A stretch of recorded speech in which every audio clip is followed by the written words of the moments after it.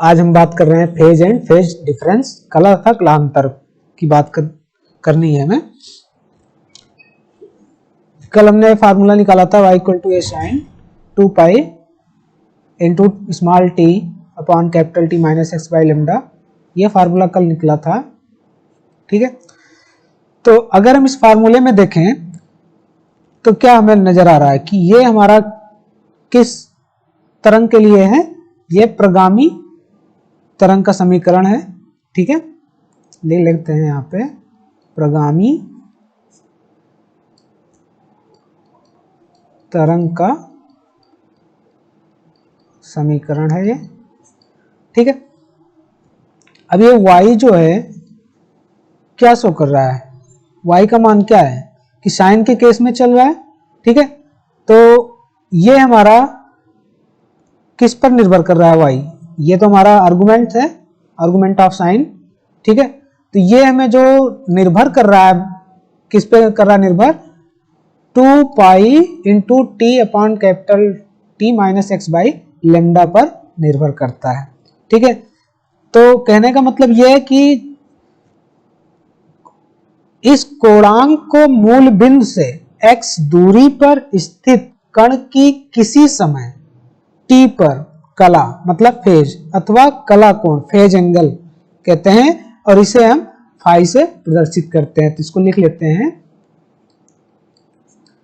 इस कोणांक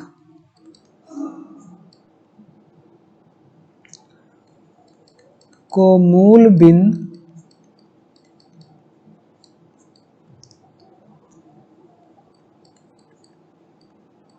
से दूरी, इसे फाई से प्रदर्शित करते हैं, ठीक है ना।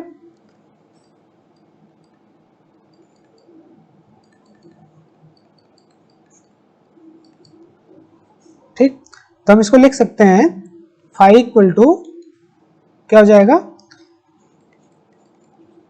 2 pi into small t upon capital T minus x upon lambda का टर्म, ठीक है।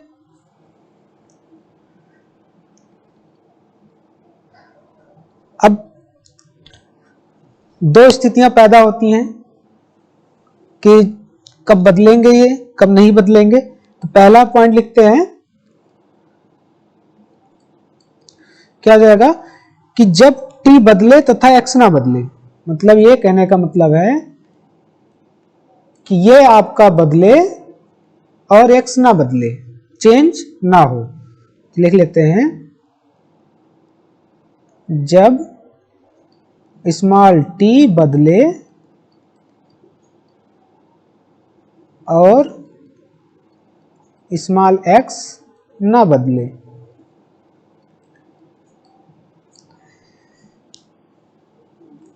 ठीक है। तो एक ही कण की दो विभिन्न समयों पर कला ज्ञात किया जा सकता है। जैसे मान लेते हैं कि x दूरी पर स्थित कण का जो समय है t1 व t2 है, और इस पे जो फाई फेज एंगल क्रिएट हो रहा है वो फाई 1 और फाई 2 है। तो कंसीडर कर लेते हैं कि माना x दूरी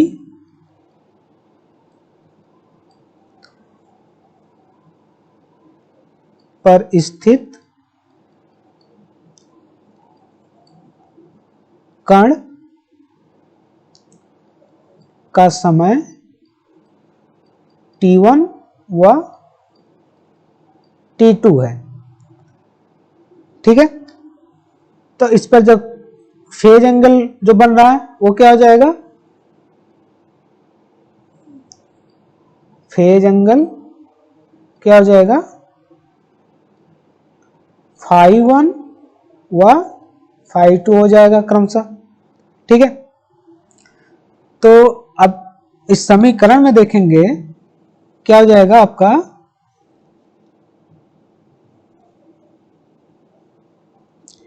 कि अलग अलग मान के लिए वैल्यू लिखना पड़ेगा। फाई 1 के लिए वैल्यू क्या हो जाएगी इस समीकरण के ऊपर दिए गए समीकरण के अनुसार। तो फाई 1 की वैल्यू क्या हो जाएगी, phi 1 equal to 2 pi small t1 upon capital T minus x upon lambda. x दोनों के लिए क्या है, सेम है। दूसरे के लिए क्या हो जाएगा, phi two equal to 2 pi small t2 upon capital T minus x by lambda का टर्म हो जाएगा।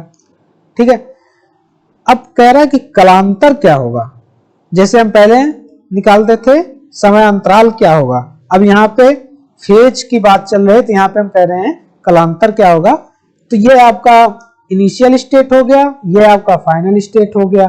ठीक है, तो final state minus initial state, तो हमारे पास निकल के आ जाएगा कालांतर, जिसे हम कहते हैं डेल्टा फाई के टर्म से डिनोट करेंगे। तो इनिशियल क्या है और फाइनल क्या है आपके सामने ये, तो फाई 2 माइनस फाई 1 का हो जाएगा समीकरण। तो क्या रखेंगे हम, वैल्यू को पुट कर देंगे।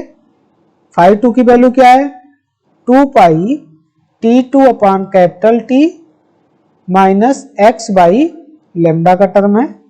ठीक है, अब माइनस लगाते हैं यहां पे। फाई 1 की वैल्यू क्या है, 2 पाई T1 upon capital T minus x by lambda का टर्म हो गया। ओके,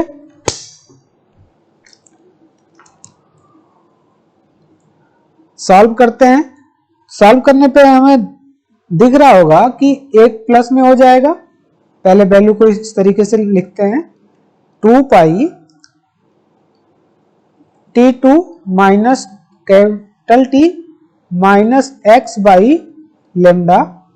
ठीक है, माइनस 2 पाई यहां पर भी है। ठीक है, तो इसको हम लिख सकते हैं, यहां से इसको माइनस से मल्टीप्लाई होगा तो क्या हो जाएगा, ये हो जाएगा आपका 2 पाई T1 अपान कैपिटल T, ये प्लस में हो जाएगा, तो ये एक प्लस इधर में है और एक माइनस इधर में है, तो क्या हो जाएगा, कैंसिल आउट हो जाएगा। ठीक है, इस तरीके से लिख सकते हैं, plus 2 pi x by lambda का टर्म। ठीक है, और यहां से भी तो एक कैंसिल हो जाएगा, एक इधर से कैंसिल हो जाएगा, बच क्या रहा है 2 पाई बाई कैपिटल T। अभी 2 पाई बच रहा है तो उसको लिख लेते हैं, तो यहां पे क्या हो जाएगा, T2 upon capital T minus T1 अपान कैपिटल T का टर्म बचेगा। और सिंप्लीफाई करते हैं, तो यहां पे हम देख रहे हैं T कॉमन ले लेते हैं, तो ये क्या हो जाएगा, 2 पाई बाई T कॉमन हो गया, और यहां पे क्या बच रहा है हमारे पास, T2 माइनस T1 का टर्म। ठीक है, तो आपका जो निकल रही वैल्यू वो क्या है, डेल्टा फाई के टर्म में। ये क्या डिनोट कर रहे हैं, कालांतर का डिनोट कर रहे हैं। तो इसको हम फाइनली लिख सकते हैं, delta phi equal to 2 pi upon capital T into ये टर्म क्या हो जाएगा, समयांतराल के टाइम के केस में हो जाएगा, तो इसको हम लिख सकते हैं डेल्टा T का टर्म। ठीक है,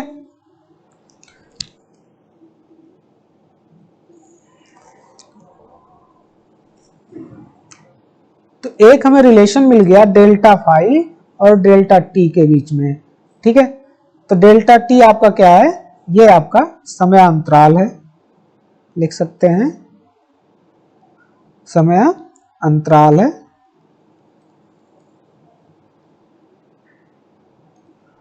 ठीक,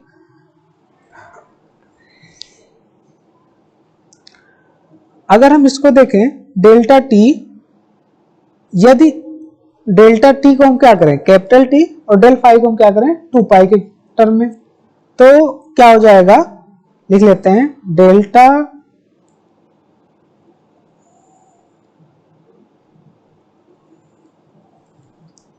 delta small t equal to क्या कर लेते हैं, कैपिटल T का टर्म। ठीक,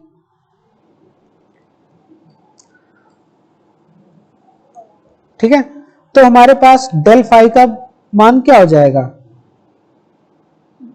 देन डेल फाई का मान क्या हो जाएगा, del phi equal to 2 pi upon T है, और ये हमारा हो गया कैपिटल T के टर्म में, तो T से T कैंसिल हो जाएगा, तो बचेगा क्या हमारे पास, डेल फाई इक्वल टू 2 पाई का टर्म बच जाएगा, ठीक है ना। तो डेल फाई इक्वल टू 2 पाई का टर्म बच रहा है, ठीक है। तो ये किसमें मेजर किया जाएगा, रेडियन में, ठीक है। तो डेल फाई की वैल्यू आपको किसमें मेजर हो गई कि 2 पाई रेडियन हो रहा है। अगर हम बात करें कि एक आवर्तकाल के पश्चात किसी कण के कंपन की कला वही हो जाती है जो उस कण की प्रारंभ में होती थी। कहने का मतलब है कि delta t equal to t by 2 हो जाए तो क्या हो जाएगा हमारे पास, अगर हम डेल्टा टी की वैल्यू टी बाई हाफ कर दें, यहां से आप देखें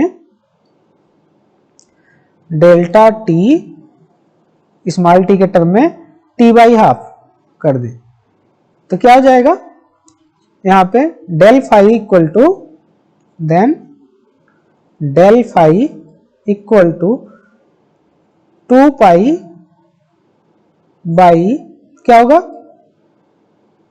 यहां पे टी पहले से है और डेल्टा टी की वैल्यू क्या आ रही, टी बाई हाफ हो रहे, तो ये हो जाएगा इनटू टी बाई हाफ। तो इस टी से टी कैंसिल हो जाएगा, इस 2 से 2, तो बचेगा क्या आपके पास डेल फाई इक्वल टू पाई का टर्म,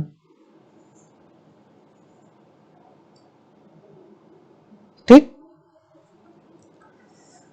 तो इसका मतलब यह हुआ कि आधे आवर्तकाल के बाद किसी कण की कंपन की कला कण की प्रारंभिक कला के विपरीत हो जाती है, ठीक है। तो यह इसका निष्कर्ष निकला कि आधे आवर्तकाल के बाद किसी कण की कंपन की कला कण की प्रारंभिक कला के विपरीत हो जाती है, ठीक।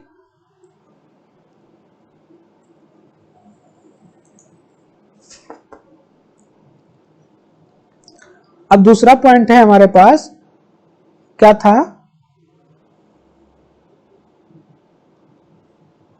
सेकेंड पॉइंट क्या था कि जब x बदले और t ना बदले।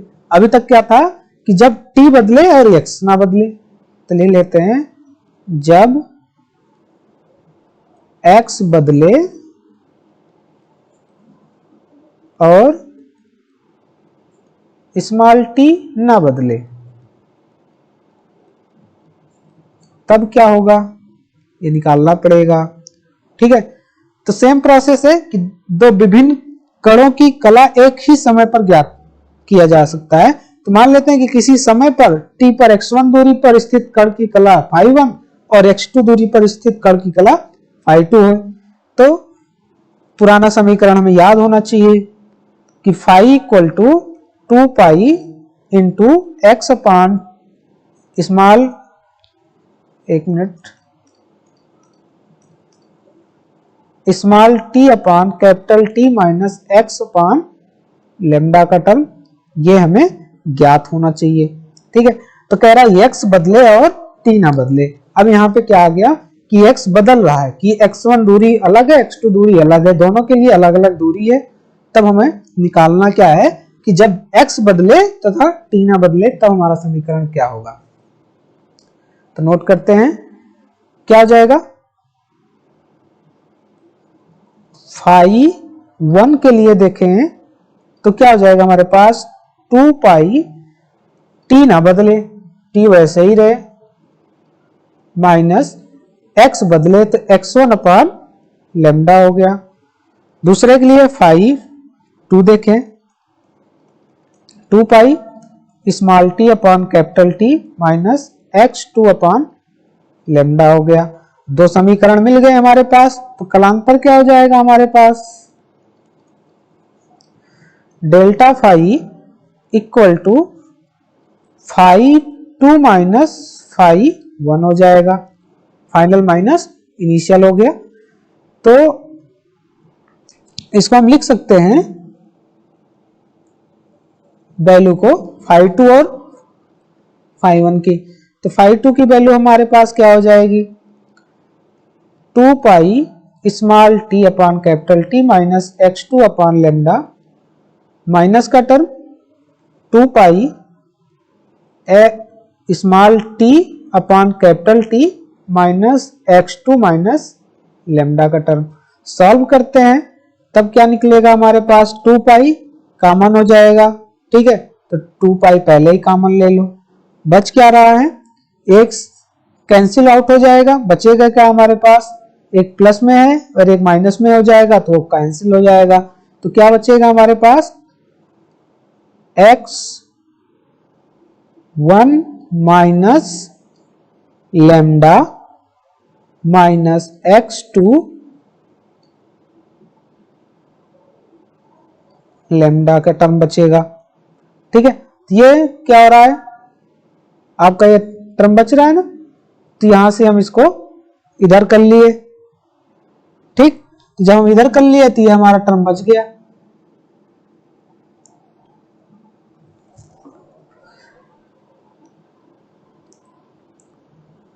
ठीक है, 2 pi minus x2 by lambda हो गया यहां पे, ये हमारा x1 है, सॉरी, ठीक है। तो ये हमारा माइनस माइनस क्या आ रहा है, प्लस में हो जाएगा, तो प्लस को पहले ही कर लिया और माइनस को बाद में लिख लिया, ठीक है। तो ये हमारा डेल फाई की वैल्यू निकल के आने वाली है। तो डेल फाई इक्वल टू क्या हो जा रहा है हमारे पास, 2 पाई बाई लेमडा भी कॉमन कर लेते हैं बाहर, तो ये क्या हो जाएगा, x1 माइनस x2 का केस हो जाएगा, ठीक है। तो ये हमारे पास डेल फाई की वैल्यू क्या हो जाएगी,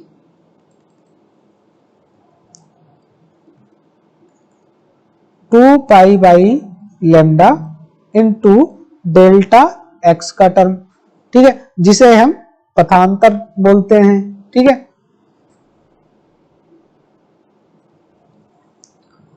तो ये कलांतर हो गया आपके पास। अगर हम delta x equal to lambda रख दें, इस वैल्यू को नोट कर लीजिएगा, ये दोनों पथों के बीच में अंतर है, इसीलिए इसको हम पथांतर बोलते हैं, ठीक है ना।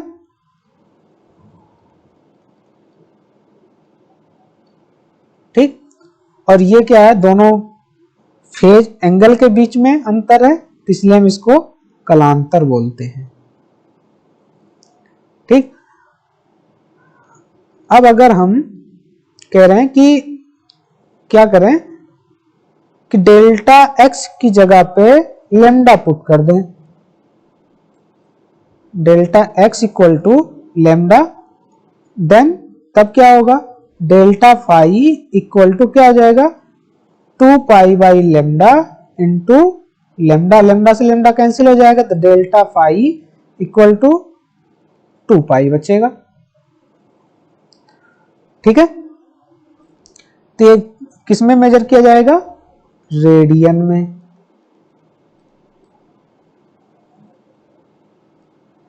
ठीक। इसको एक बॉक्स के अंदर रख लेते हैं ताकि हमें याद भी रहे।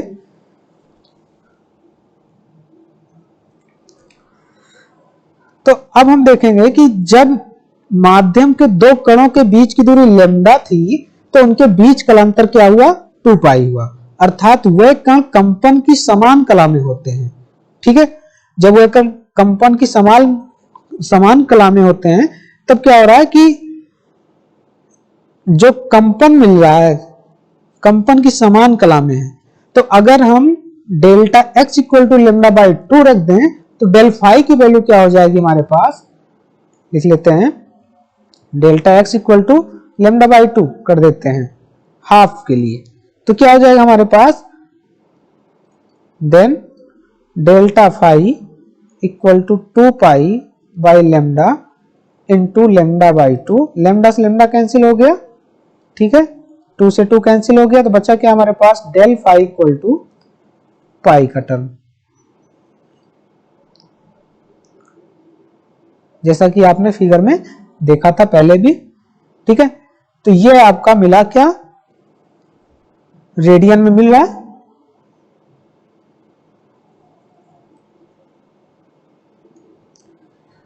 ठीक है। तो यहां पे ये एक बात स्पष्ट हो रही है कि माध्यम के दो कणों के मध्य की दूरी लेमडा बाई 2 है और उनके बीच कलांतर क्या हो रहा है, पाई होगा, अर्थात वह कण कंपन की विपरीत कला में होंगे, ठीक है ना। तो यहां पे ये हमें फेज और फेज डिफरेंस में पता चलता है। अब इसके बाद अगला टॉपिक हम डिस्कस करेंगे कि अध्यारोपण का सिद्धांत, प्रिंसिपल ऑफ सुपरपोजिशन। ठीक है, सुपरपोजिशन क्या होता है इसको हम डिस्कस करेंगे।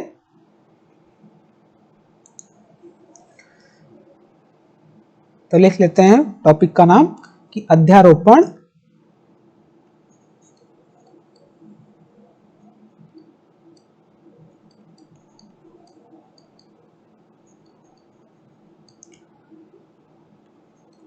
का सिद्धांत।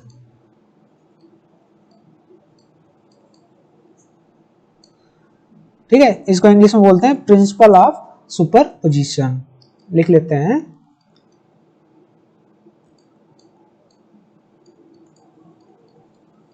Principle of superposition.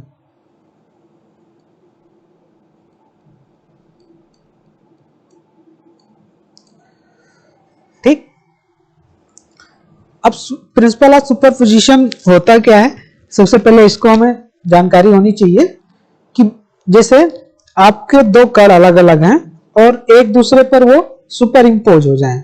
ठीक है, जैसे आप किसी मिरर में आप देखते होंगे कि आप जब हथेली को आप अपने मिरर के सामने ले जाते हैं तो एक दूसरे पर क्या हो जाते हैं, सुपर इम्पोज होते हैं, नहीं, एक दूसरे की पोजीशन ले लेते हैं। ठीक है, तो जैसे माध्यम के प्रत्येक कण का किसी क्षण परिणामी विस्थापन दोनों तरंगों द्वारा अलग अलग उत्पन्न विस्थापनों के बीजगणितीय योग के बराबर होता है। इस सिद्धांत को अध्यारोपण का सिद्धांत कहते हैं। ठीक है, जैसे कि आप मान लीजिए कि ले लेते हैं कोई बीजगणितीय रूप में, या पहले इसको हम लिख लेते हैं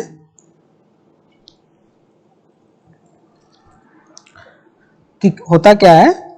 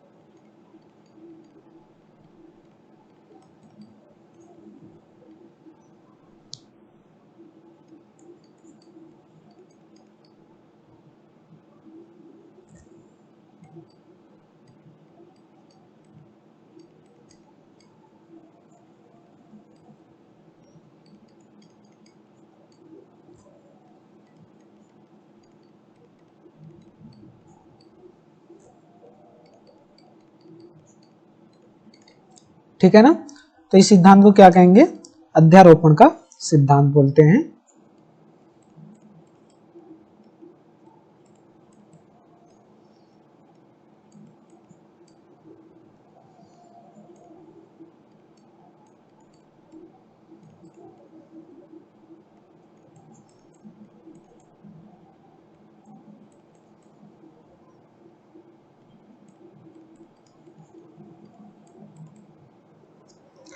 ठीक है, तो जैसे आप कोई बीजगणितीय रूप में अगर आप ऐड कर रहे हैं उसमें कैसे होगा, तो जैसे आप मान लीजिए कि कोई आप ग्राफ ले लेते हैं, ऐसे मान लो कि आपका ये ग्राफ ए दिया है।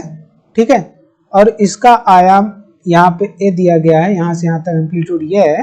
ठीक है, और इसमें आपको एक और ऐड करना है इस तरीके से।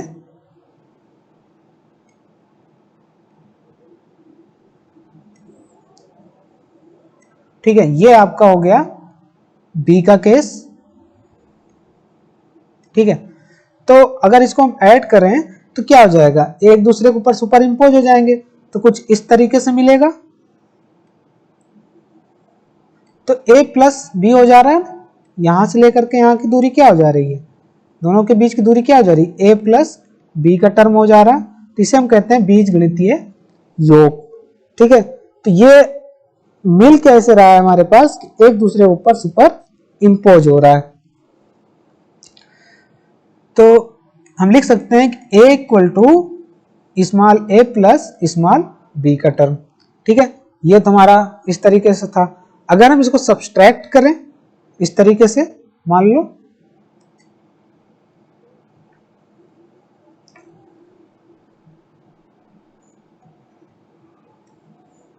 ये आपका a है, ठीक है, और प्लस में आपका अगला स्टेप आपका ये हो जाए, ये b हो जाए, और ये किस डायरेक्शन में, जैसे आप पहले देखे थे इस तरीके से चल रहा था आपका। ठीक है, तो ये आपका निगेटिव वाला है और ये आपका पॉजिटिव वाला है। तो ये आपका अगर इसको ऐड करना है तब क्या हो जाएगा आपका, ये कुछ इस तरीके से हो जाएगा। ठीक है, तो ये आपका क्या कहलाएगा, a माइनस बी का टर्म। तो इसको लिख सकते हैं a equal to a minus b का टर्म। ठीक,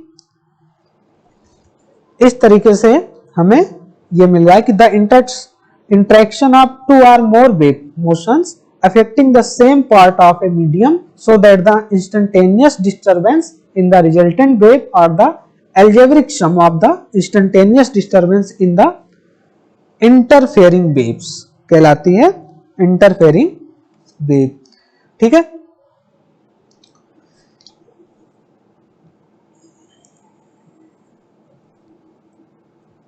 अब इसके प्रकार कितने प्रकार के होते हैं, अध्यारोपण के भेद या काइंड्स ऑफ सुपरपोजिशन। ठीक है, लिख लेते हैं अगली हेडिंग,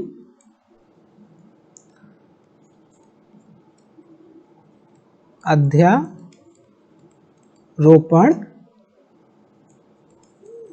के भेद।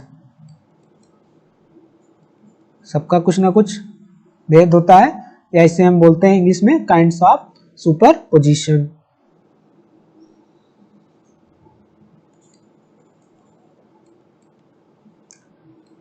काइंड्स ऑफ सुपर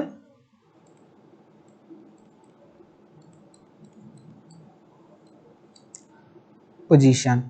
ठीक है, अब ये प्रायः तीन प्रकार से होते हैं, तीन प्रकार के प्रभाव प्राप्त होते हैं।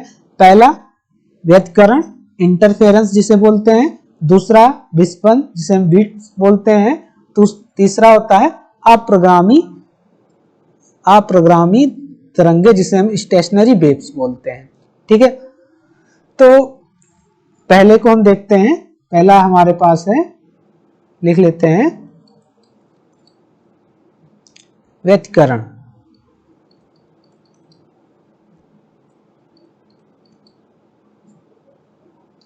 ठीक है, जिसे हम कहते हैं इंटरफेरेंस।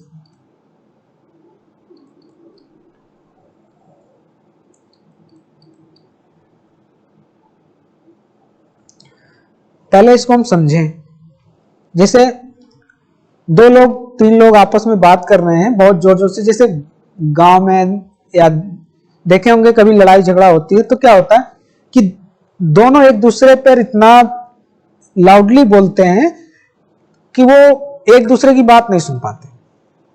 रीजन क्या है कि जब हम बार बार किसी चीज को बार बार फ्लो में बोल रहे हैं, लाउडली बोल रहे हैं, आपस में क्या होती है कि हमारी ही आवाज हमें ही रोकने का प्रयास करती है और हमारे ही कानों तक आवाज नहीं जा पाती है। ठीक है, तो कहने का मतलब है कि जब समान आवृत्ति की दो तरंगे एक ही दिशा में चलकर अध्यारोपण करती हैं तो उसके अध्यारोपण से व्यतिकरण होता है, इंटरफेरेंस होता है। ठीक है, तो लिख लेते हैं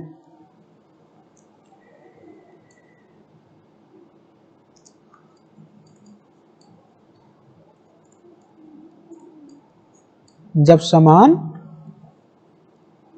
आवृत्ति की दो तरंगे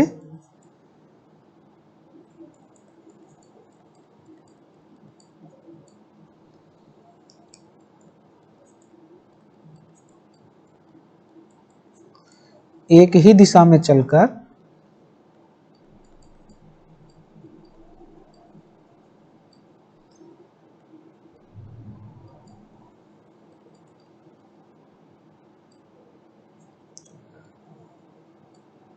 अध्यारोपण करती हैं तो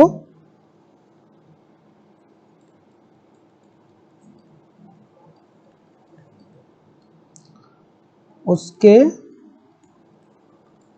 अध्यारोपण से क्या होता है, व्यतिकरण होता है।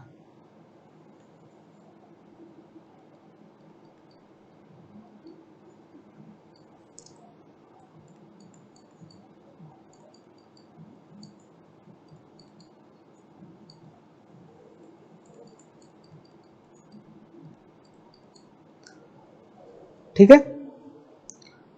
अगला है आपका विस्पन, बीट्स जिसे बोलते हैं विस्पन। ठीक है, तो इसको लिख लेते हैं, इंग्लिश में बीट्स बोलते हैं इसको।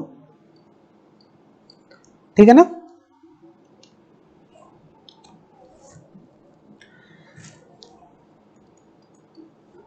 ये कभी कभी छोटी छोटी परिभाषाएं पूछी जाती हैं एग्जाम में। ठीक है, तो आप नोट भी करते रहिए और पढ़ते भी रहिए, याद भी रखिए।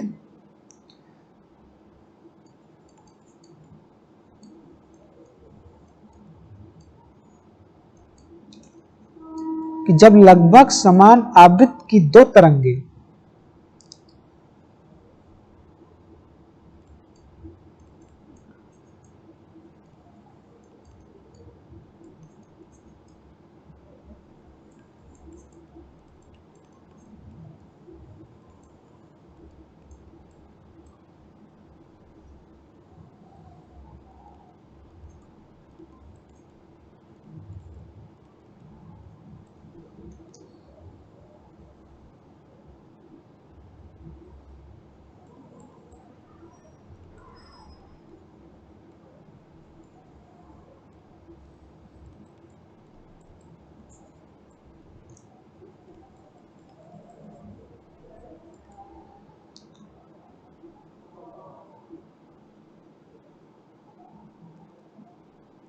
करती हैं तो क्या होता है, विस्पन उत्पन्न होता है।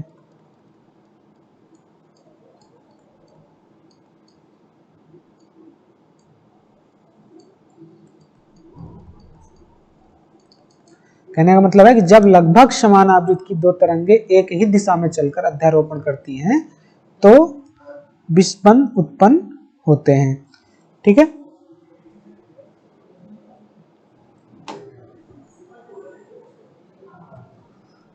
अगर हम अगले पॉइंट पे चलें तो अगला पॉइंट हमारे पास है अप्रगामी तरंगे। तो तीसरे पॉइंट पे लिखते हैं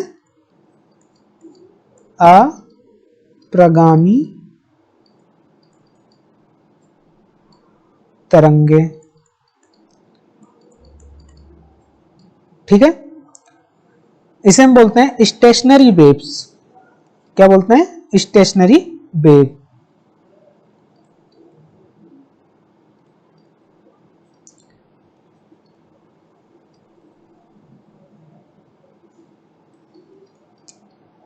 क्या होती है कि जब समान आवृत्ति एवं समान आयाम की दो तरंगे परस्पर विपरीत दिशाओं से आकर अध्यारोपण करती हैं तो उनके अध्यारोपण से अप्रगामी तरंगे उत्पन्न होती हैं, जिसे हम स्टेशनरी वेव कहते हैं।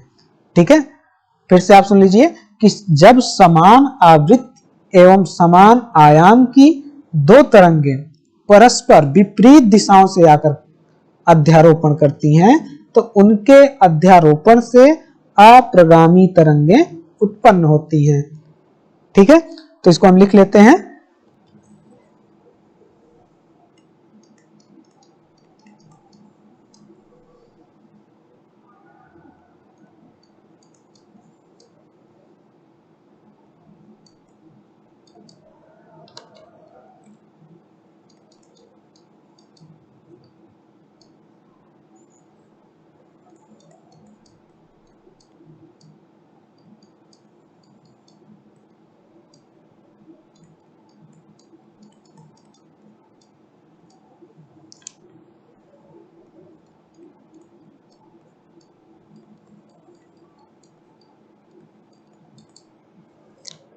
ठीक है ना।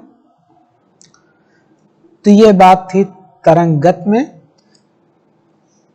कहां पे क्या था, कैसे था, इंटरफेरेंस क्या होता है, बीट्स क्या होते हैं, स्टेशनरी वेव्स क्या होती हैं, इन सब चीजों को हमने पढ़ा।